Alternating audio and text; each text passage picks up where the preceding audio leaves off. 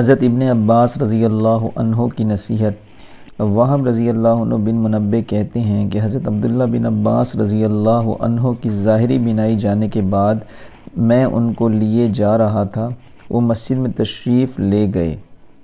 وہاں پہنچ کر ایک مجمع سے کچھ جھگڑے کی آواز آ رہی تھی۔ فرمایا مجھے اس مجمع کی طرف لے چلو۔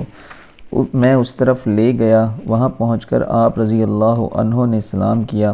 ان لوگوں نے بیٹھنے کی درخواست کی تو آپ نے انکار فرما دیا اور فرمایا کہ تمہیں معلوم نہیں کہ اللہ کے خاص بندوں کی جماعت وہ لوگ ہیں جن کو اس کے خوف نے چپ کرا رکھا ہے، حالانکہ نہ وہ عاجز ہیں نہ گونگے، بلکہ فصیح لوگ ہیں، بولنے والے ہیں، سمجھدار ہیں، مگر اللہ تعالیٰ کی بڑائی کے ذکر نے ان کی عقلوں کو اڑا رکھا ہے، ان کے دل اس کی وجہ سے ٹوٹے رہتے ہیں اور زبانیں چپ رہتی ہیں، اور جب اس حالت پر ان کو پختگی میسر ہو جاتی ہے تو اس کی وجہ سے نیک کاموں میں وہ جلدی کرتے ہیں۔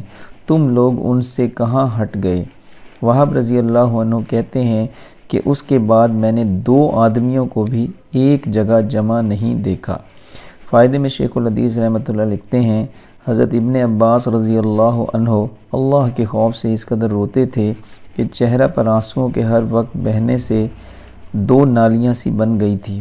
اوپر کے قصہ میں حضرت ابن عباس رضی اللہ عنہ نے نیک کاموں پر اہتمام کا یہ ایک سہل نسخہ بتلایا کہ اللہ کی عظمت اور اس کی بڑائی کا سوچ کیا جائے کہ اس کے بعد ہر قسم کا نیک عمل سہل ہے اور پھر وہ یقیناً اخلاص سے بھرا ہوا ہوگا۔ رات کے اور دن کے 24 گھنٹوں میں اگر تھوڑا سا وقت بھی ہم لوگ اس سوچنے کی خاطر نکال لیں تو کیا مشکل ہے۔